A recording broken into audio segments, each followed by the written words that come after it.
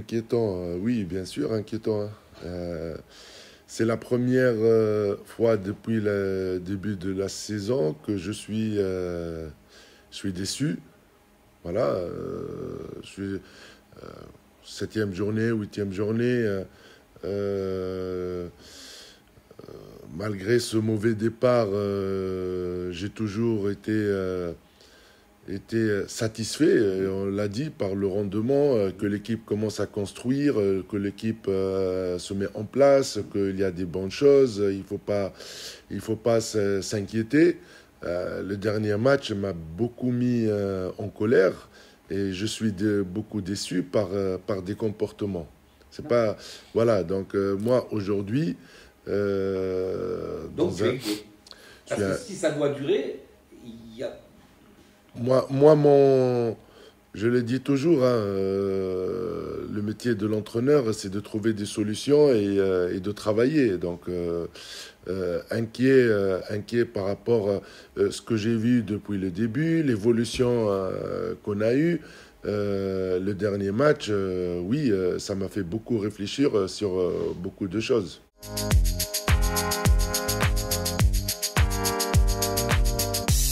Écoutez, le départ, on le sait, on a déjà parlé. On a déjà parlé.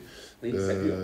Voilà, mais aujourd'hui, l'après-match de Sarrebourg, je ne comprends pas comment on arrive à jouer avec telle envie d'un match décisif. C'est arrivé pas la première fois, maintenant deux, trois fois que des matchs décisifs, on n'est pas au rendez-vous. Ouais. Donc voilà, donc il y a des moments, comme j'ai dit, sur le match, des matchs précédents où on a montré des bons sorties, mais sur ce match-là, on était en dehors dans tous les sens. Donc c'est ça. Alors est-ce que la préparation du match n'était pas bonne? Est-ce que le choix de l'entraîneur n'était pas bon? Mais la seule chose que je comprends pas, comment on arrive, parce que c'est pas la maîtrise de l'entraîneur, comment tu arrives à jouer sans envie. Voilà, et c'est ça le point d'interrogation. Bonjour. Oui, c'est inquiétant. Clairement, de toute façon, j'ai exprimé ma colère et mon incompréhension après le match. C'est vrai que c'était pas compréhensible qu'on puisse, j'ai envie de dire, passer à côté d'un match aussi important et de cette manière en fait, parce que on serait passé à côté. De toute façon, on visait que la victoire, donc perdre ça aurait été un résultat négatif dans tous les cas. Mais là, d'être aussi loin, c'est quand même quelque chose d'inquiétant. Et ça veut dire que les moments importants, les moments chauds depuis le début de saison, on ne sait pas les gérer. Alors oui, au début, on savait que ça allait prendre un peu de temps pour se mettre en place. Donc je dirais pas cacher derrière ça, c'est pas vrai, parce que je pense que c'était une vérité. C'était une vérité, c'est qu'il fallait du temps. Sauf que maintenant, le temps, Il y en a moins. il fallait, je pense que ce match-là, il fallait que, justement, qu'on soit dans les temps. Donc, ouais, ce match, il nous a vraiment fait réfléchir. On a pris une bonne baffe. Et je pense que tout le monde a su se remettre en question par rapport à ça.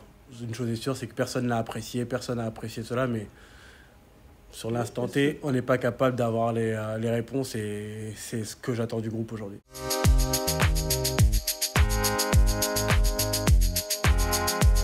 Particulier, oui, peut-être ce manque d'envie, mais moi je dirais ouais, ce manque de niaque par rapport à... C'est ça, oui, je sais ce que veut dire Issam, mais c'est vrai que c'est que ce manque de niaque par rapport à l'autre équipe. Donc ça veut dire que finalement, ils ont plus faim que nous sur le moment. Et ça, en fait, c'est pas possible. Finalement, ce manque d'envie, oui, j'ai envie de dire, en tout cas, on a moins envie qu'eux. Ça, c'est clair. On n'est pas totalement dans la... On ne veut pas jouer ce match, c'est pas vrai. Quand on dit manque d'envie, c'est... Je dis bien, c'est par rapport aux autres. Après, il y a un cercle vicieux qui fait mal. C'est quand tu es en difficulté. Déjà, sur les pertes de balles, tu prends 2-3 contre-attaques. On a beaucoup de mal à relever la tête. Et voilà, on tombe dans une spirale négative. Et c'est ça qui fait que des fois, on baisse la tête et qui peut ressembler à un manque d'envie. Je vous arrête tout de suite. On part pas dans le match pour perdre le match. Ça, c'est pas vrai du tout. On a envie de réussir. Mais clairement, Clairement, ce qui est inquiétant, c'est que finalement, ce manque de niaque, on devrait l'avoir plus parce qu'on est en difficulté sur beaucoup de points tactiques aussi.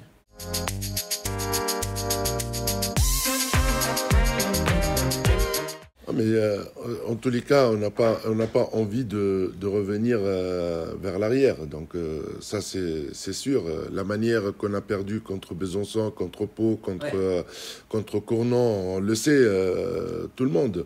Mais aujourd'hui, il faut se projeter vers l'avant. Moi, de mon rôle, de ramener des solutions, de trouver des combinaisons qui peuvent performer avec l'équipe.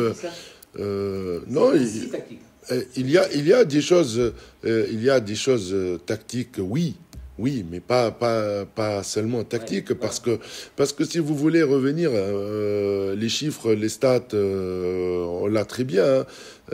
Tactique, par exemple, si tu arrives contre Cournon avec 32 tirs à 6 mètres, on va pas parler que tactique, ça marche pas.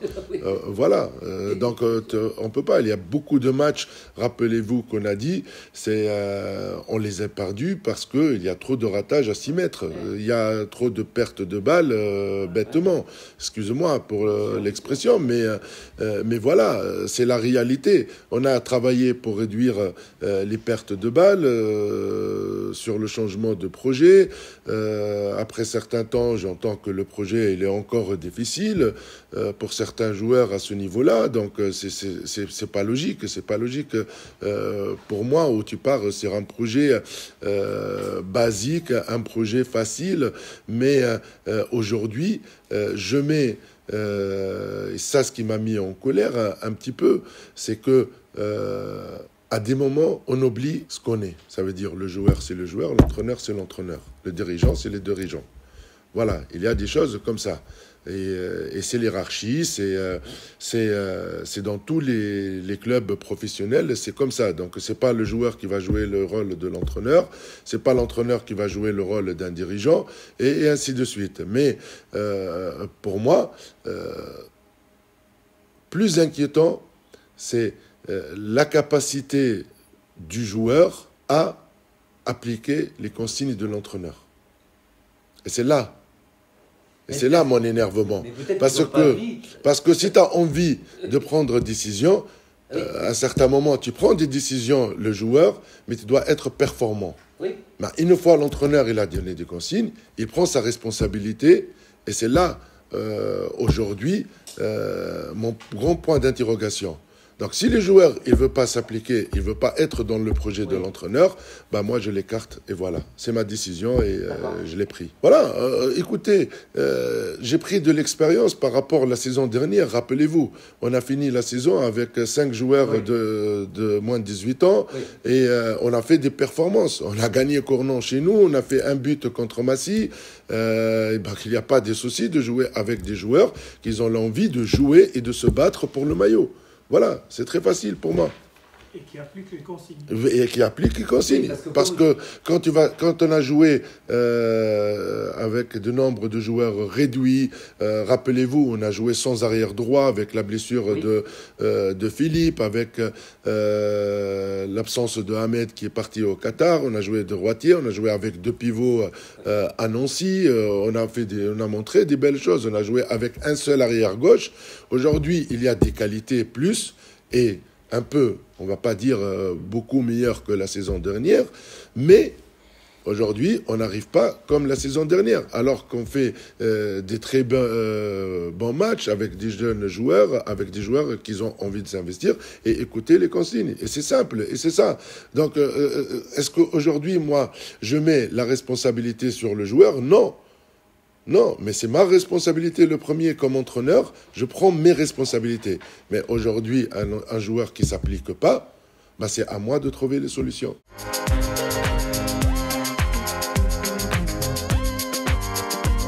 C'est sûr, c'est sûr. Vous l'avez dit, donc après, on ne peut pas vivre plus pire que ça.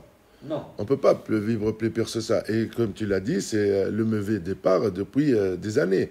Donc aujourd'hui, qu'est-ce qu'on va perdre si on change des choses? Parce que si on change des choses et on reste sur les mêmes choses, donc je pense que ça va être plus catastrophique. Il faut qu'on trouve, il faut qu'on essaye. Moi, je l'ai dit toujours, j'ai un groupe, j'ai confiance à tout le groupe.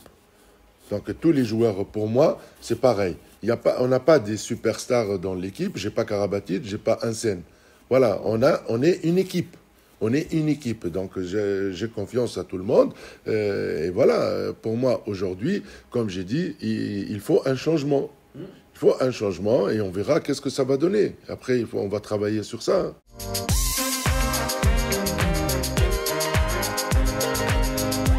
Oui, mais c'est leur capacité à écouter et leur capacité à exécuter. Oui. Peut-être il y a des joueurs qui n'aiment pas être commandés, il y a des joueurs qui veulent jouer à leur style de jeu, mais comme tout le monde, du handball ou du sport, donc il ne faut pas sortir du projet de l'entraîneur. On a construit, on était sur une bonne dynamique. Voilà, mais sur des projets, et qu'aujourd'hui, après 3 mois de travail, qu'on arrivait à trouver des solutions sur le changement de projet. Le premier projet était difficile, le deuxième projet, on ne comprend pas. Alors, vous faites quoi dans le milieu professionnel et de haut niveau de handball ? C'est la Pro League, la deuxième division du championnat en France. C'est pas un championnat merdique, hein. C'est un championnat très élevé et c'est du haut niveau. Voilà, donc aujourd'hui, si on n'est pas capable dans le handball moderne à appliquer les choses les plus faciles, on n'a rien à faire dans le milieu professionnel et le haut niveau.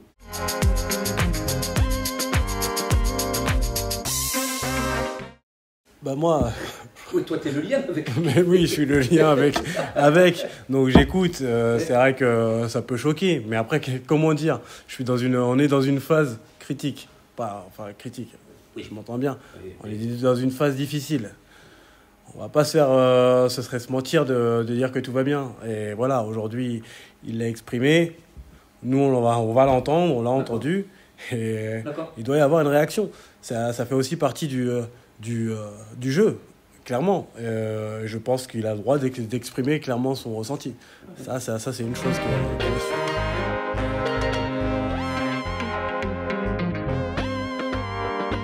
Sans trahir le secret du vestiaire, bien sûr.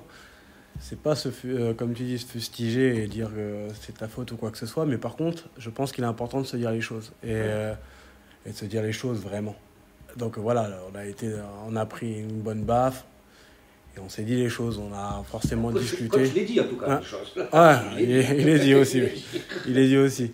Donc on s'est dit les choses, oui, et je pense qu'il était nécessaire de le faire. Donc on va attendre le résultat de tout ce qui a été dit, parce que forcément, vous allez, avec un œil attentif, on va regarder ce match vendredi. Mais en tout cas, voilà, il y a eu des choses qui ont été dites, il y a eu des comportements qui ont changé, il y a eu des choses très intéressantes pour moi, hein, en tant que capitaine et les leaders du groupe.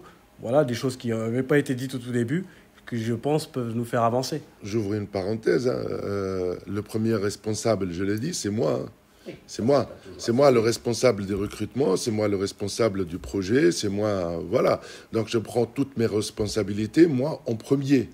Oui. Voilà. Donc je mets pas en cause la performance des joueurs, mais je mets en cause... leur intégration dans mon projet. Oui, on a compris. Voilà. Après, comme on a dit dès le départ, j'ai 2 joueurs par poste et chaque joueur, il attend sa chance aussi pour jouer et s'exprimer. Hein. Voilà.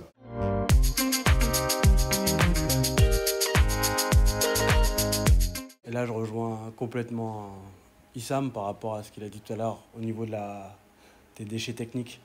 Ça, c'est quelque chose qui est récurrent depuis le début de saison, qui nous ont coûté vraiment Beaucoup de matchs. Beaucoup de matchs. C'est-à-dire, quand je parle de déchets techniques, c'est vrai, c'est des pertes de balles, des tirs loupés, des pertes de balles dangereuses parce qu'on prend directement le but derrière. Et ça nous coûte vraiment des matchs. Donc ça, c'est un point aussi qu'on a évoqué.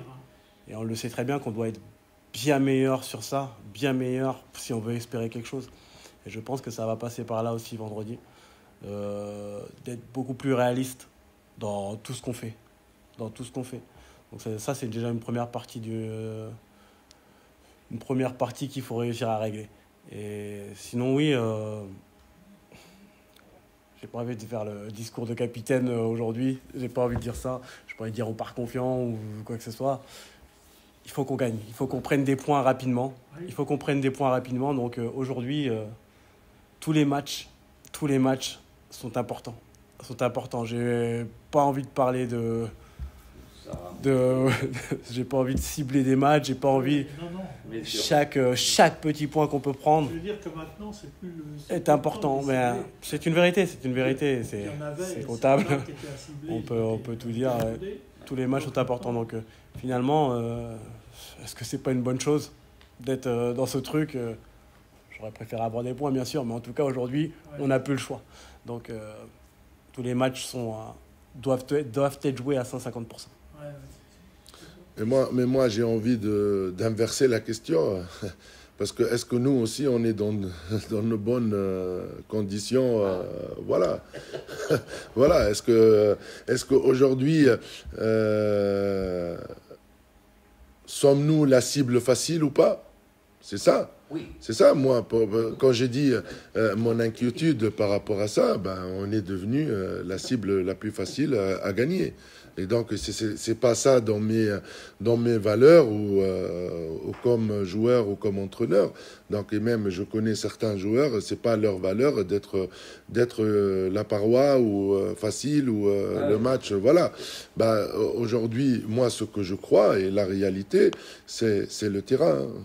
Voilà, je ne vais plus parler match à gagner, match à perdre, gérer ça.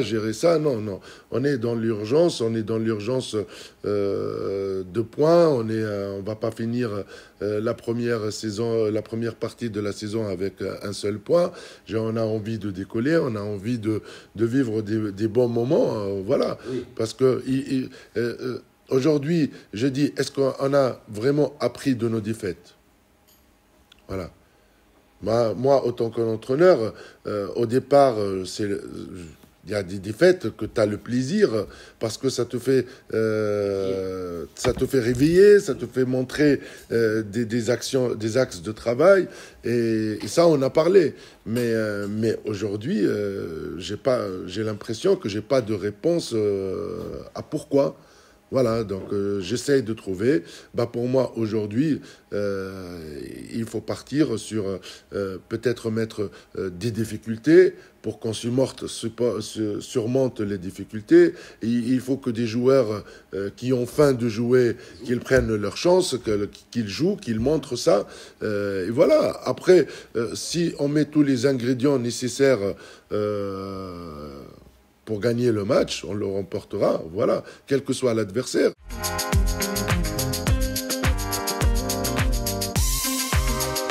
L'effectif, c'est le même. J'enlève aucun joueur de mon projet, comme je vous l'ai dit. Hein. Mais il y a des joueurs, comme je dis, qui ont faim de jouer et ils vont avoir leur chance de jouer. C'est simple, hein. C'est ça le sport professionnel. J'ai 16 ou plus. Avec les jeunes joueurs, j'ai 20 groupes de 20 joueurs. Ils ont le droit d'avoir leur chance de jouer.